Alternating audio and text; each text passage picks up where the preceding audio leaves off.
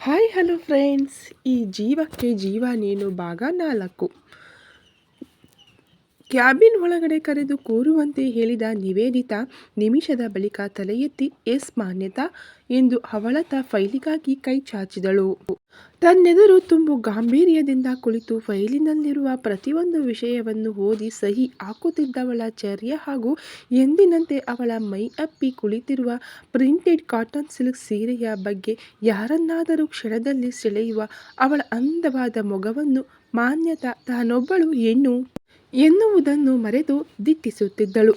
5 ನಿಮಿಷಗಳ ಬಳಿಕ ಮೊದಲ ಬಾರಿಗೆ ಫೈಲಿನಿಂದ ಕಣ್ಣೋಟ ಕಿತ್ತು ಫೈಲನ್ನು ಪಕ್ಕಕ್ಕಿಟ್ಟು ತನ್ನನ್ನೇ ನೋಡುತ್ತಿರುವವಳನ್ನು ಒಂದರೆ ಕ್ಷಣ ಗಮನಿಸಿ, ಮಿಸ್ ಮಾನ್ಯತಾ ಎಂದು ತುಸು ಜೋರಾಗಿ ಕರೆದು ಕಣ್ಸನ್ನೆಯಲ್ಲೇ ಏನು ಎಂದು ಕೇಳಿದಾಗ ವಾಸ್ತವಕ್ಕೆ ಬಂದವಳು ಗಲಿಬಿಲಿಯಾಗಿ ಮೇಡಮ್ ಅದು ಅಂದರೆ ಅವಳ ಧ್ವನಿ ತೊದಲುತ್ತಿತ್ತು.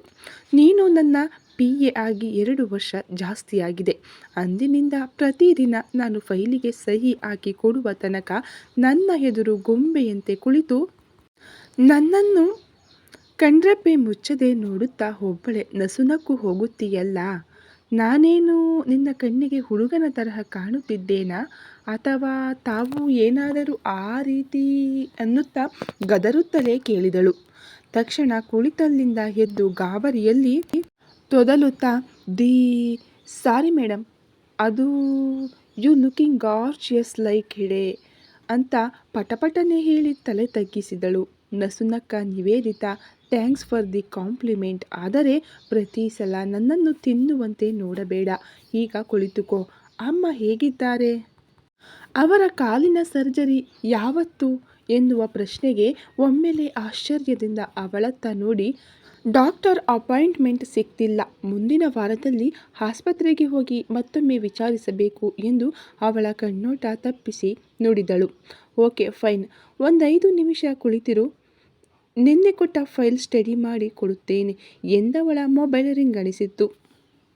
ನಡೆಯುತ್ತಿರುವ ಪ್ರಾಜೆಕ್ಟ್ ಬಗ್ಗೆ ಸ್ವಲ್ಪ ಸಮಯ ಮಾತನಾಡಿ ಅಲ್ಲೇ ಡ್ರಾಯರ್ ಒಳಗಿದ್ದ ಕವರನ್ನು ತೆಗೆದು ಮಾನ್ಯತಾಳ ಕೈಗೆ ಕೊಟ್ಟು, ನಾಳೆ ಈ ಆಸ್ಪತ್ರೆಗೆ ಹೋಗಿ ಅಲ್ಲಿ ಡಾಕ್ಟರ್ ತಾಹಿರಾಳನ್ನು ಭೇಟಿ ಮಾಡಿ ಕವರ್ ಅವರ ಕೈಗೆ ಕೊಡು. ಮುಂದಿನದೆಲ್ಲ ಅವರೇ ನೋಡಿಕೊಳ್ಳುತ್ತಾರೆ. ನಿನ್ನ 15 ದಿನಗಳ ಲೀವ್ ಅಪ್ರೂವ್ ಮಾಡಿದ್ದೇನೆ. ಅಮ್ಮನ ಜೊತೆಗಿದ್ದು ಬಿಡು. ಪ್ರಾಜೆಕ್ಟ್ ಬಗ್ಗೆ ಏನಾದರೂ ಮುಖ್ಯವಾದ ವಿಷಯ ಇದ್ದರೆ ಕರೆ ಮಾಡುತ್ತೇನೆ. ಹಾಗೆಯೇ ಇನ್ನೊಂದು ವಿಷಯ, ಇನ್ಯಾವತ್ತೂ ಸುಳ್ಳು ಹೇಳಲು ಪ್ರಯತ್ನಿಸಬೇಡ. ನನ್ನೆದುರು ನೀನು ಸುಳ್ಳು ಹೇಳಲಾರೆ, ಇದು ನಿನಗೂ ಗೊತ್ತಿರುವ ವಿಷಯ. ಟೇಕ್ ಕೇರ್ ಆಫ್ ಆಂಟಿ ಅಂದಳು. ಅವಳ ಮಾತನ್ನೆಲ್ಲ ಕೇಳಿ ತೇವವಾದ ಕಣ್ಣಂಚನ್ನು ಒರೆಸಿಕೊಂಡ ಮಾನ್ಯತಾ ತೊದಲುತ್ತಾ ಸಾರಿ ಮೇಡಮ್ ಎಂದವಳ ಮಾತಿಗೆ ನಸುನಕ್ಕು ಎದ್ದು ನಿಂತ ನಿವೇದಿತಾ ಕೈ ಅಗಲಿಸಿ ಬಾ ಎಂದು ಕಣ್ಣಸನ್ನೆ ಮಾಡಿದ ಮರುಕ್ಷಣ ಅವಳ ತೆಕ್ಕೆಯಲ್ಲಿ ಬಿದ್ದು ಜೋರಾಗಿ ಅಳುತ್ತಿದ್ದವಳನ್ನು ಸಮಾಧಾನಿಸಿ ಅವಳ ಕಣ್ಣೀರನ್ನು ಒರೆಸುತ್ತಾ, ಉಶ್ ನೋಡು, ನೀನಿವಾಗ ಚಿಕ್ಕ ಮಗುವಲ್ಲ, ಆಂಟಿಯನ್ನು ಆಸ್ಪತ್ರೆಗೆ ಕರೆದುಕೊಂಡು ಹೋಗು, ಅವರು ಹುಷಾರಾಗುತ್ತಾರೆ. ಏನಾದರೂ ತೊಂದರೆ ಆದರೆ ಅಥವಾ ನನ್ನ ಸಹಾಯ ಬೇಕಾದರೆ ಒಂದು ಕರೆ ಮಾಡು ಎನ್ನುತ್ತಾ ಅವಳನ್ನು ದೂರ ಸರಿಸಿದಾಗ ಕಣ್ಣೊರೆಸಿಕೊಂಡವಳು, ಅದು ಕವರ್ ನೋಡಿದೆ, ಅಷ್ಟೊಂದು ಕಾಸ್ಟ್ಲಿ ಹಾಸ್ಪಿಟಲ್. ಅಲ್ಲಿ ಅಮ್ಮನ ಸರ್ಜರಿಗೆ ನನ್ನ 1 ವರ್ಷದ ಸಂಬಳ ತೆಗೆದಿಡಬೇಕು. ಅಂಥದರಲ್ಲಿ ಅವರ ಔಷಧಿ ಮಾತ್ರೆಯೆಂದು ಅಲ್ಪ ಸ್ವಲ್ಪ ಹಣ ಮಾತ್ರವಿರುವುದು ನನ್ನಲ್ಲಿ. ಕ್ಷಮಿಸಕ್ಕ, ಇಲ್ಲೇ ಪಕ್ಕದ ಸರಕಾರಿ ಆಸ್ಪತ್ರೆಯಲ್ಲಿ ಪರಿಚಯದ ಡಾಕ್ಟರ್ ಒಬ್ಬರಿದ್ದಾರೆ, ಅವರ ಬಳಿಗೆ ಅಮ್ಮನನ್ನು ಕರೆದುಕೊಂಡು ಹೋಗುತ್ತೇನೆ ಅಂತ ತಲೆ ತಗ್ಗಿಸಿ ನುಡಿದಳು. ಅವಳ ಮುಖವನ್ನು ತೋರು ಬೆರಳಿನಿಂದ ಎತ್ತಿ ಅವಳ ಕಣ್ಣೀರು ಒರೆಸುತ್ತಾ, ನನ್ನನ್ನು ನಿನ್ನ ಅಕ್ಕ ಅಂತ ಹೇಳುತ್ತೀಯಲ್ಲ, ಈ ಅಕ್ಕನಿಗೆ ಅಮ್ಮನ ಆರೋಗ್ಯದ ಬಗ್ಗೆ ಒಂದು ಸಲ ಹೇಳಬೇಕು ಅಂತ ಅನ್ನಿಸಲಿಲ್ಲ ಅಲ್ವಾ? ಬಿಡು, ಈ ವಿಷಯದ ಬಗ್ಗೆ ಇನ್ನೊಂದು ದಿನ ಮಾತನಾಡುತ್ತೇನೆ. ಹಣದ ಬಗ್ಗೆ ಯೋಚನೆ ಬೇಡ. ಆಂಟಿಯ ಸರ್ಜರಿ ಹಾಗೂ ಉಳಿದ ಟ್ರೀಟ್ಮೆಂಟ್ ಜವಾಬ್ದಾರಿ ನನ್ನದು ಎಂದಾಗ ಪುನಃ ಕಣ್ಣೀರ ಕೊಳಗಳಾಗಿದ್ದ ಅವಳ ಕಣ್ಣುಗಳನ್ನು ನೋಡಿ, ಮನು ಪ್ಲೀಸ್, ಇಲ್ಲೇ ಅಳುತ್ತಾ ನಿಲ್ಲುತ್ತೀಯಾ ಹೇಗೆ? Be strong, I always there for you. ಈಗ ಕಣ್ಣೀರು ಒರೆಸಿಕೊಂಡು ಹೋಗು ಎಂದು ಟಿಶ್ಯೂ ಬಾಕ್ಸ್ ಅವಳತ್ತ ಚಾಚಿ, ಇನ್ನೊಂದು ವಿಷಯ, ಆಫೀಸ್ ಟೈಮಲ್ಲಿ ಬಾಯಿ ತಪ್ಪಿ ನನ್ನನ್ನು ದಿ ಎಂದರೆ ಹಿಂದೆ ಮುಂದೆ ನೋಡದೆ ಬಾಯಿ ಮೇಲೆ ಬಾರಿಸುತ್ತೇನೆ. ಅಕ್ಕ ತಂಗಿ ಸಂಬಂಧ ಏನಿದ್ದರೂ ಈ ಕಂಪನಿಯ ಹೊರಗಡೆ ಇಲ್ಲಲ್ಲ. ಇನ್ನೊಂದು ಮಾತು, ಆಂಟಿ ಎದುರು ಹೀಗೆ ಅಳುತ್ತಾ ಕೂರಬೇಡ. Nothing to worry. Tahira famous doctor. ಅದಲ್ಲದೆ ಆಂಟಿಯನ್ನು ಖುದ್ದಾಗಿ ಅವರೇ ಹ್ಯಾಂಡಲ್ ಮಾಡುತ್ತಾರೆ ಎಂದು ಟೇಬಲ್ ಮೇಲಿದ್ದ ಫೈಲನ್ನು ಅವಳ ಕೈಗಿಟ್ಟವಳು ವಾಪಸ್ಸಾಗಿ ಅವಳ ಕುರ್ಚಿಯಲ್ಲಿ ಕುಳಿತಳು. ಒಂದೆರಡು ನಿಮಿಷದಲ್ಲಿ ಸಹಜ ಸ್ಥಿತಿಗೆ ಬಂದ ಮಾನ್ಯತಾ ಫೈಲ್ ಎಲ್ಲ ಹಿಡಿದು ಬಾಗಿಲ ಪಕ್ಕ ಹೋದವಳು ತಿರುಗಿ, ಡಿ, ಐ ಲವ್ ಯು. ಈ ಸೀರೆಯಲ್ಲಿ ಸಖತ್ತಾಗಿ ಕಾಣುತ್ತಿದ್ದೀಯಾ. ನಾನೇನಾದರೂ ಹುಡುಗನಾಗಿದ್ದರೆ ಎನ್ನುವಾಗ ಕೋಪದಲ್ಲಿ ಕೆಂಪಾದ ನಿವೇದಿತಾಳ ಕಣ್ಣು ಅವಳ ಮುಂದಿನ ಮಾತನ್ನು ತಡೆದಿತ್ತು. ನಾಲಿಗೆ ಕಚ್ಚಿಕೊಂಡು ಕ್ಷಮೆ ಕೇಳಿ ಹೋದ ಮಾನ್ಯತಾಳನ್ನು ನೋಡಿ ನಸುನಕ್ಕ ನಿವೇದಿತಾ. ಹುಚ್ಚು ಹುಡುಗಿ ಎಂದು ಕಂಪ್ಯೂಟರಿನತ್ತ ಗಮನ ಹರಿಸಿದಳು. ಮಾನ್ಯತಾಳ ತಂದೆ ರಮೇಶ್ ಪುಣೆಯ ಭಾರದ್ವಾಜ್ ಸ್ಟೀಲ್ ಕಂಪನಿಯಲ್ಲಿ 15 ವರ್ಷಗಳಿಂದ ಸೆಕ್ಯೂರಿಟಿ ಗಾರ್ಡ್ ಆಗಿ ಕೆಲಸ ನಿರ್ವಹಿಸುತ್ತಿದ್ದರು. 2 ವರ್ಷದ ಹಿಂದೆ ಮಾರ್ಕೆಟಿಂಗ್ನಿಂದ ಮನೆಗೆ ವಾಪಸ್ಸಾಗುವಾಗ ನಡೆದ ಬೈಕ್ ಆಕ್ಸಿಡೆಂಟಲ್ಲಿ ಅವರು ಸ್ಥಳದಲ್ಲೇ ವಿಧಿವಶರಾಗಿದ್ದರೆ, ಅವರ ಹೆಂಡತಿ ಪೂರ್ಣಿಮಾರ ಒಂದು ಕಾಲು ಮುರಿದು ಅವರ ಸ್ಥಿತಿಯು ಗಂಭೀರವಾಗಿತ್ತು.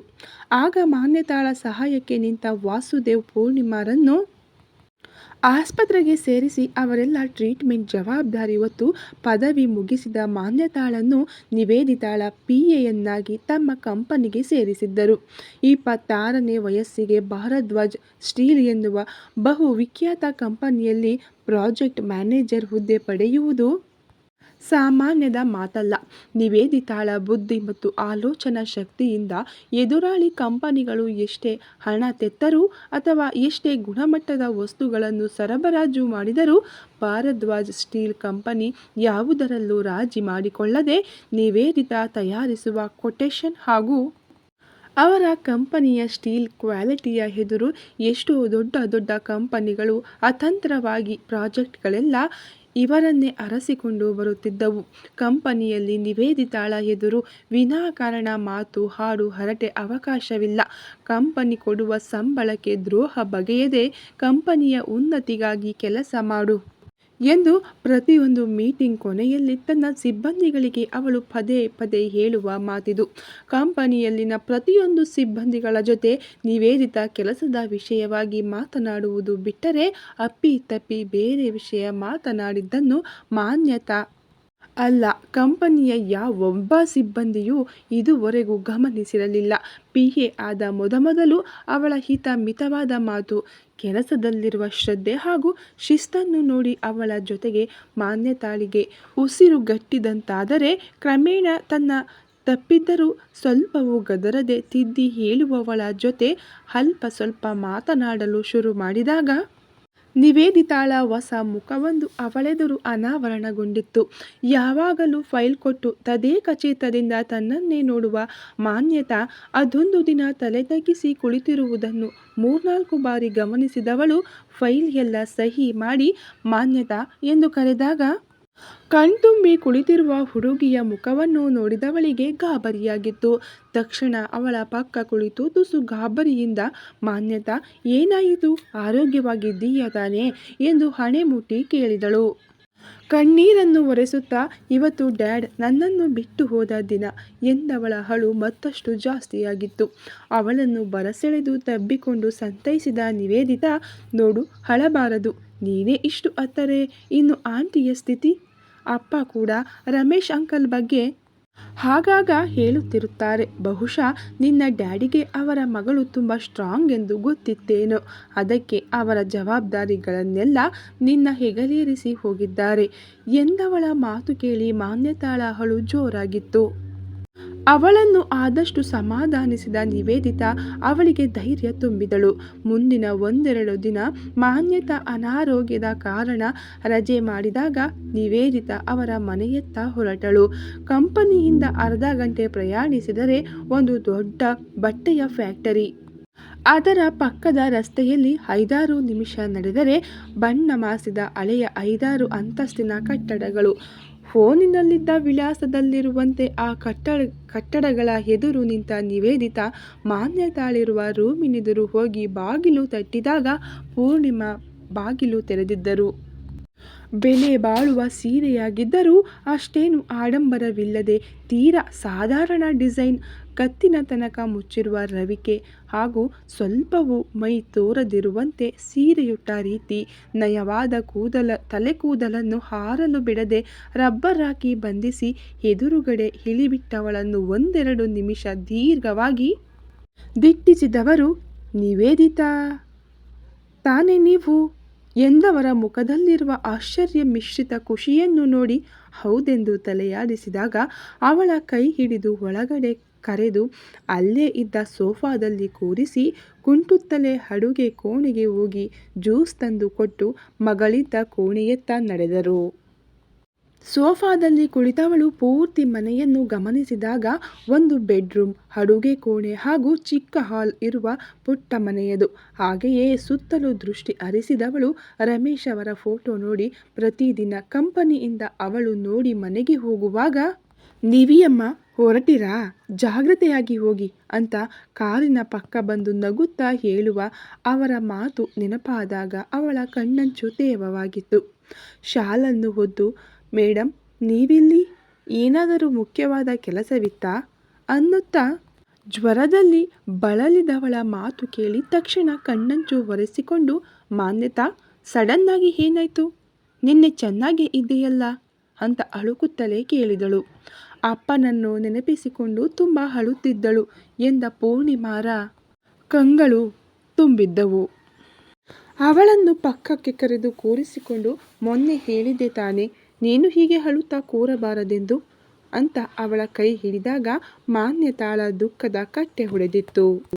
ಅವಳನ್ನು ಸಂತೈಸಿದ ನಿವೇದಿತಾ ತೆಕ್ಕೆಯಲ್ಲಿ ನಿದ್ದೆಗೆ ಜಾರಿದ್ದಳು. ಅವಳ ಮೈ ಬಿಸಿಯಾಗಿರುವುದನ್ನು ನೋಡಿ ಪರಿಚಯದ ಡಾಕ್ಟರಿಗೆ ಕರೆ ಮಾಡಿ ಬರುವಂತೆ ಹೇಳಿ ತನ್ನ ಮಡಿಲಲ್ಲೇ ಅವಳನ್ನು ಮಲಗಿಸಿಕೊಂಡು ಡಾಕ್ಟರ್ ಬರುವ ತನಕ ಪೂರ್ಣಿಮಾರ ಬಳಿ ಮಾತನಾಡುತ್ತಾ ಕುಳಿತಳು.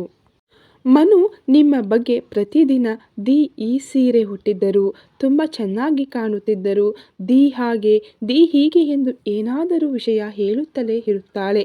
ನೀವು ಸೀರೆ ಉಟ್ಟ 100 ಫೋಟೋ ಅವಳ ಮೊಬೈಲಲ್ಲಿದೆ. ಅಪ್ಪನ ನಂತರ ಅವಳು ಯಾರನ್ನಾದರೂ ಹಚ್ಚಿಕೊಂಡಿದ್ದಾಳೆ ಎಂದರೆ ಅದು ನಿಮ್ಮನ್ನು ಮಾತ್ರ. ಅಮ್ಮ ನನಗೆ ನಿವೇದಿತಾ ಮೇಡಮ್ ಹಾಗೆ ಒಬ್ಬರು ಅಕ್ಕ ಇರಬೇಕಿತ್ತೆಂದು ತುಂಬ ಬಾರಿ ಹೇಳಿದ್ದಳು. ನೀವು ತುಂಬ ಕಡಿಮೆ ಮಾತನಾಡುತ್ತೀರಂತೆ, ಅದಕ್ಕೆ ನಿಮ್ಮ ಬಳಿ ಜಾಸ್ತಿ ಮಾತನಾಡಲು ಭಯ ಅವಳಿಗೆ ಎಂದವರ ಕಣ್ಣಲ್ಲಿದ್ದ ಖುಷಿಯನ್ನು ನೋಡಿ ಅಮ್ಮ ನೀವು ತಾವು ಅನ್ನಬೇಡಿ, ಇಂದಿನಿಂದ ನನ್ನನ್ನು ನಿಮ್ಮ ಮಗಳೆಂದು ತಿಳಿದು ನಿವೇದಿತಾ ಅನ್ನಿ ಸಾಕು ಎಂದು ಮಾನ್ಯತಾಳ ತಲೆ ಸವರಿದಳು. ಡಾಕ್ಟರ್ ಬಂದು ಇಂಜೆಕ್ಷನ್ ಹಾಗೂ ಮಾತ್ರೆ ಕೊಟ್ಟು ಒಂದೆರಡು ದಿನ ಮನೆಯಲ್ಲೇ ರೆಸ್ಟ್ ಮಾಡುವಂತೆ ಹೇಳಿ ಹೋಗಿದ್ದರು. ಸ್ವಲ್ಪ ಹೊತ್ತು ಅವರ ಜೊತೆಗಿದ್ದ ನಿವೇದಿತಾ ಮನೆಯತ್ತ ನಡೆದಳು. ಮುಂದಿನ ದಿನಗಳಲ್ಲಿ ತಿಂಗಳಿಗೊಮ್ಮೆ ನಿವೇದಿತಾ ಮಾನ್ಯತಾಳ ಮನೆಗೆ ಹೋಗಿ ಬರುತ್ತಿದ್ದಳು. ಆಫೀಸ್ ಹೊರಗಡೆ ಅವರಿಬ್ಬರು ಅಕ್ಕ ತಂಗಿಯರಂತೆ ಇದ್ದರೆ ಆಫೀಸಲ್ಲಿ ಮಾತ್ರ ನಿವೇದಿತಾ ಬಾಸ್, ಮಾನ್ಯತಾ ಅವಳ PA ಆಗಿದ್ದಳು. ಎಲ್ಲ ನಡೆದು ವರ್ಷಗಳೇ ಕಳೆದಿದ್ದರೂ ಪೂರ್ಣಿಮಾರ ಕಾಲಿನಲ್ಲಿ ಆಗಾಗ ನೋವು ಕಾಣಿಸುತ್ತಿತ್ತು. ಪತಿ ಕೂಡಿಟ್ಟ ಹಣ ಪೂರ್ತಿ ತನ್ನ ಕಾಲು ನೋವಿನ ನೆಪದಲ್ಲಿ ಆಸ್ಪತ್ರೆ ಪಾಲಾದರೆ ಮಗಳಿಗೆ ಯಾರು ದಿಕ್ಕೆಂದು ಆದಷ್ಟು ನೋವನ್ನು ನುಂಗಿಕೊಂಡು ಇದ್ದವರಿಗೆ ಇತ್ತೀಚೆಗೆ ನಡೆದಾಡಲು ಕಷ್ಟವಾಗಿ ಕೊನೆಗೂ ಮಗಳ ಒತ್ತಾಯಕ್ಕೆ ಆಸ್ಪತ್ರೆಗೆ ಹೋದವರಿಗೆ ಆಕ್ಸಿಡೆಂಟಲ್ಲಿ ಕಾಲಿನ ಮೂಳೆ ಪುಡಿಯಾಗಿ ಆಪರೇಷನ್ ಮಾಡಿದ್ದರೂ ಆದಷ್ಟು ಬೇಗ ಕಾಲಿನ ಸರ್ಜರಿಯಾಗಬೇಕೆಂದು ಹೇಳಿದ್ದರು. ಹೇಗೋ ಪೂರ್ಣಿಮಾರ ವಿಷಯವೆಲ್ಲ ನಿವೇದಿತಾಳಿಗೆ ತಿಳಿದು ಅವರ ಕಾಲಿನ ಸರ್ಜರಿ ಏರ್ಪಾಟು ಮಾಡಿದ್ದಳು. ಗಂಟೆಯ ಬಳಿಕ ನಿವೇದಿತಾ ಟೇಬಲ್ ಮೇಲಿದ್ದ ಲ್ಯಾಂಡ್ ಫೋನ್ ರಿಂಗಣಿಸಿದಾಗ ಫೋನ್ ಎತ್ತಿದವಳು ನಿವೇದಿತಾ ಸ್ಪೀಕಿಂಗ್ ಎಂದಳು. ಮೇಡಮ್ ನಿಮ್ಮಲ್ಲಿ ಮಾತನಾಡಲು ಹೊರಗೊಬ್ಬರು ಕಾಯುತ್ತಿದ್ದಾರೆ ಅಂದ. ಅವಳು ತುಸು ಕೋಪದಲ್ಲಿ ಅಪಾಯಿಂಟ್ಮೆಂಟ್ ಇದೆಯಾ ಅಂದಾಗ ಅವನು ಇಲ್ಲವೆಂದಾಗ ಮಿಸ್ಟರ್ ಜೋಸೆಫ್ ನಿಮಗೆಷ್ಟು ಬಾರಿ ಹೇಳಬೇಕು, ಕೆಲಸದ ಸಮಯದಲ್ಲಿ ನೋ ಪರ್ಸನಲ್ ಮೇಟ್ಸ್, ಅವರಲ್ಲಿ 10 ನಿಮಿಷ ಕಾಯಲು ಹೇಳಿ ಅಂದಳು. ಅವನು ತನ್ನೆದುರು ನಿಂತಿರುವವರನ್ನು ನೋಡಿ ತೊದಲುತ್ತಾ ನಿಧಾನವಾಗಿ ಮೇಡಮ್ ಅದು ಹೊರಗಡೆ ಕಾಯುತ್ತಿರುವವರು ಭಾರದ್ವಾಜ್ ಸರ್ ಎಂದಾಗ ತಕ್ಷಣ ಫೋನಿಟ್ಟು ಕ್ಯಾಬಿನ್ ಬಾಗಿಲು ತೆರೆದು ಹೊರಗಡೆ ಓಡಿದವಳು ಅದೇ ಫ್ಲೋರಲ್ಲಿರುವ ರಿಸೆಪ್ಷನ್ ಪಕ್ಕ ಹೋಗಿ ನಗುತ್ತಾ ನಿಂತಿರುವ ವಾಸುದೇವ್ ಭಾರದ್ವಾಜ್ ಹಾಗೂ ಅವರ ಪತ್ನಿ ಧರ್ಮಪತ್ನಿ ರಜನಿ ಭಾರದ್ವಾಜ್ ಅವರನ್ನು ಗಟ್ಟಿಯಾಗಿ ತಬ್ಬಿಕೊಂಡು, ನನ್ನ ಶಿಸ್ತಿನ ಬಗ್ಗೆ ಅಪಹಾಸ್ಯ ಮಾಡುತ್ತಿದ್ದೀರಾ? ಹೋಗಿ ಹೋಗಿ, ನೀವಿಲ್ಲಿ ಹೊರಗಡೆ ನಿಂತು ಅಪಾಯಿಂಟ್ಮೆಂಟ್ ಅಂತ ಛೆ ಎಂದು ಬೇಸರ ವ್ಯಕ್ತಪಡಿಸಿ ಅವರನ್ನು ತನ್ನ ಕ್ಯಾಬಿನ್ ಒಳಗಡೆ ಕರೆದುಕೊಂಡು ಹೋದಳು. ಅವಳ ಕ್ಯಾಬಿನ್ ಒಳಗಡೆ ಚಿಕ್ಕದಾದ ಒಂದು ವಿಶ್ರಾಂತಿ ಕೊಠಡಿ ಇತ್ತು. ಅವರನ್ನು ಅದರೊಳಗಡೆ ಕರೆದುಕೊಂಡು ಹೋಗಿ ರಜನಿಯನ್ನು ಮತ್ತೊಮ್ಮೆ ಗಟ್ಟಿಯಾಗಿ ತಬ್ಬಿಕೊಂಡವಳು, ಅಮ್ಮ, ಐ ಮಿಸ್ಡ್ ಯು. ಅಲ್ಲ, ಮಗಳನ್ನು ಭೇಟಿಯಾಗಲು ನಿಮಗೂ ಪರ್ಮಿಷನ್ ಬೇಕಾ ಎಂದು ಗದರುತ್ತಲೇ ಕೇಳಿದವಳ ಕೆನ್ನೆ ಹಿಂಡಿದವರು, ಈ ಕಂಪನಿಯವರು ನಿನ್ನ ಅಪ್ಪನನ್ನು ನೋಡಿ ಎಷ್ಟು ಮರ್ಯಾದೆ ಗೌರವ ಕೊಡುತ್ತಾರೋ ಗೊತ್ತಿಲ್ಲ. ಆದರೆ ನಿನ್ನ ಹೆಸರು ಹೇಳಿದರೆ ಸಾಕು, ಎಲ್ಲರೂ ಒಮ್ಮೆ ಗಪ್ ಚುಪ್ ಆಗುತ್ತಾರೆ. ನಿನ್ನ ಸುತ್ತಮುತ್ತಲೂ ಏನೋ ಒಂದು ಜಾದು ಇದೆ ಕಂದ. ಬೇಡವೆಂದರೂ ನಿನ್ನ ಎದುರು ಬಂದಾಗ ನಿನ್ನ ಶಿಸ್ತಿನ ಜೀವನಕ್ಕೆ ನಮಗೆ ತಿಳಿಯದೆ ನಾವೇ ಹೊಂದಿಕೊಂಡು ಬಿಡುತ್ತೇವೆ ಎಂದು ನಕ್ಕವರು ಅವಳ ಹಣೆಗೆ ಚುಂಬಿಸಿದರು. ವಾಸುದೇವ್ ಕೂಡ ಅವಳನ್ನು ಬಳಸಿ, ಹೌದು ಪಾಪು, ಈ ಕಂಪನಿಗೆ ನೀನೊಂಥರ ದೃಷ್ಟಿಬೊಟ್ಟು ಇದ್ದ ಹಾಗೆ. ನೀನು ಇಲ್ಲಿರುವ ತನಕ ನನಗೆ ಯಾವುದೇ ಭಯವಿಲ್ಲ ಎಂದವರ ಶ್ರುತಿಪಟಲದಲ್ಲಿ ಕೆಲವೊಂದು ನೆನಪುಗಳು ಹಾದು ಹೋದಾಗ ಅವರ ಹೃದಯ ಭಯದಿಂದ ಕಂಪಿಸಿತ್ತು. ಪತಿಯ ಮನಸ್ಥಿತಿ ಅರಿತ ರಜನಿ, ಆ 2 ಕೋತಿ ಮರಿಗಳು ಹೇಗಿವೆ? ಸಿಂಚು ಆಫೀಸಿಗೆ ಬಂದಿದ್ದಾಳಾ ಅಥವಾ ಫ್ಯಾಷನ್ ಶೋ ಮಣ್ಣು ಮಸಿ ಅಂತ ಗೆಳೆಯರ ಜೊತೆಗೆ ಇದ್ದಾಳಾ ಅಂತ ತುಸು ಕೋಪದಲ್ಲೇ ಕೇಳಿದವರನ್ನು ಬಳಸಿದ ನಿವೇದಿತಾ, 2 ಕೋತಿ ಮರಿಗಳು ಆಫೀಸಿನಲ್ಲಿಯೇ ಇವೆ, ವೇಟ್, ಕರೆಯುತ್ತೇನೆ ಎಂದು ಮೊಬೈಲ್ ಹಿಡಿದಾಗ ಏದುಸಿರು ಬಿಡುತ್ತಾ ಅವರಿದ್ದ ಕೊಠಡಿಯ ಬಾಗಿಲು ತಳ್ಳಿದ ಅಖಿಲ್, ಹಲೋ ಡಾರ್ಲಿಂಗ್ಸ್ ಎಂದು ನಗುತ್ತಾ ಒಳಗಡೆ ಬಂದನು. ಅಪ್ಪ ಅಮ್ಮನನ್ನು ಗಟ್ಟಿಯಾಗಿ ತಬ್ಬಿಕೊಂಡಾಗ ಮಗನಿಂದ ದೂರ ಸರಿದ ವಾಸುದೇವ್ ಅವನ ಕಿವಿ ಹಿಂಡಿ, ಪಾಪು ಅವಳ ಕೆಲಸದ ಜೊತೆಗೆ ನಿನ್ನ ಮಾರ್ಕೆಟಿಂಗ್ ಡಿಪಾರ್ಟ್ಮೆಂಟ್ ಕೆಲಸವನ್ನು ಮಾಡಬೇಕಾ? 4 ದಿನ ಮುಂಬೈಗೆ ಹೋಗಿದ್ದೆಯಂತೆ, ಏನು ಫ್ರೆಂಡ್ಸ್ ಜೊತೆಗೆ ಟ್ರಿಪ್ಪಾ ಎಂದು ಗದರುತ್ತಲೇ ಕೇಳಿದವರ ಕೈಯಿಂದ ಕಿವಿಯನ್ನು ಬಿಡಿಸಿಕೊಂಡು, ಹೌಚ್ ಡ್ಯಾಡ್, ಅದೆಷ್ಟು ಗಟ್ಟಿಯಾಗಿ ಕಿವಿ ಹಿಂಡುತ್ತೀರಾ? ಮುಂಬೈಯಲ್ಲಿ ಫ್ರೆಂಡ್ ಮದುವೆ ಇತ್ತು, ಅದಕ್ಕಾಗಿ ಹೋಗಿದ್ದು ಎಂದವನು ನಿವೇದಿತಾ ಕಡೆ ತಿರುಗಿ ಕಣ್ಸನ್ನೆಯಲ್ಲೇ ನಿಜ ಹೇಳಬೇಡ ಎಂದು ಮನವಿ ಮಾಡಿ, ಹೌದು, ತಾವಿಬ್ಬರೂ ಸುದ್ದಿ ಇಲ್ಲದೆ ಬೆಂಗಳೂರಿಗೆ ಹೋಗಿ ಇಲ್ಲಿಗೆ ವಾಪಸ್ಸಾಗಿದ್ದು ಯಾವಾಗ? ಎಮರ್ಜೆನ್ಸಿ ಏನಾದರೂ ಕೆಲಸವಿತ್ತಾ ಅಂತ ನಿವೇದಿತಾ ಪಕ್ಕ ಕುಳಿತು ಕೇಳಿದನು. ಎಮರ್ಜೆನ್ಸಿ ಅಲ್ಲ, ಆದರೆ ತುಂಬ ಮುಖ್ಯವಾದ ವಿಷಯವೊಂದು ನಿಮಗೆ ಹೇಳಬೇಕಿತ್ತು. ಸಿಂಚು ಎಲ್ಲಿ? ನಿಜವಾಗಿಯೂ ಅವಳು ಆಫೀಸಿಗೆ ಬರುತ್ತಿದ್ದಾಳೆ ತಾನೇ ಅಂತ ಮಕ್ಕಳಿಬ್ಬರತ್ತ ಪ್ರಶ್ನಾರ್ಥಕವಾಗಿ ನೋಡಿದಾಗ, ಅಪ್ಪ, 1-2 ನಿಮಿಷ ಬರುತ್ತಾಳೆ ಎಂದ ನಿವೇದಿತಾ ಕಿವಿಯಲ್ಲಿ, ಅವಳ ಲಕ್ ಚೆನ್ನಾಗಿದೆ, 2 ವಾರ ಈತ ತಲೆ ಹಾಕದವಳು ಇವತ್ತು ಬಂದಿದ್ದಾಳೆ. ಅಕೌಂಟ್ ಡಿಪಾರ್ಟ್ಮೆಂಟಲ್ಲಿ ಅದೇನೋ ಕಡಿದು ಗುಡ್ಡೆ ಹಾಕುತ್ತಿದ್ದಾಳೋ ಆ ದೇವರಿಗೆ ಗೊತ್ತು ಅಂತ ನಕ್ಕು ಹೇಳಿದವನ ಮಾತಿಗೆ ಅವಳಿಗೂ ನಗು ಬಂದಿತ್ತು.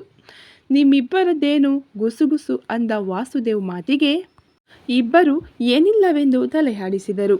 ಕೊಠಡಿಯ ಬಾಗಿಲು ತಳ್ಳಿದಾಗ ಮೂಗಿಗೆ ರಾಚಿದ ಪರ್ಫ್ಯೂಮ್ ಸುವಾಸನೆಗೆ ಮುಖ ಕಿವುಚಿದ ರಜನಿ ಒಳಗಡೆ ಬಂದ ಮಗಳ ವೇಷಭೂಷಣ ನೋಡಿ ಕೋಪದಲ್ಲಿ, ಮಿನಿ ಫ್ರಾಕ್ ತೊಟ್ಟು ಇಲ್ಲೇನು ಫ್ಯಾಷನ್ ಶೋ ಮಾಡಲು ಬಂದಿದ್ದೀಯಾ?